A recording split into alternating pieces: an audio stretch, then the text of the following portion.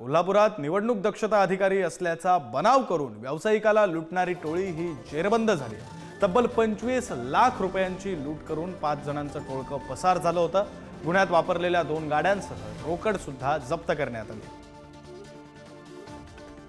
निवडणुकीची आचारसंहिता असल्याने जिल्ह्याचे पोलीस अधीक्षक श्री महेंद्र पंडित साहेब यांनी तात्काळ गुन्हा उघडकीस आणण्याचे व कारवाई करण्याबाबतचे स्थानिक गुन्हे शाखेला आदेश दिलेत आहे व त्यांच्याकडे गुन्ह्यातील असलेली सर्व रक्कम 25 लाख रुपये त्यांच्याकडून हस्तगत करण्यात आलेली आहे व त्या 2 गाड्या देखील ताब्यात घेण्यात आलेल्या आहेत व त्यांच्याकडे अधिक माहिती घेतली असता आणखीन 2 आरोपी त्या गुन्ह्यामध्ये गुन्हा करतेवेळेस उपस्थित असल्याचे निष्पन्न झाले. ते स्वप्नील जाधव व हर्षद खरात असून त्यांचा देखील शोध घेत आहोत.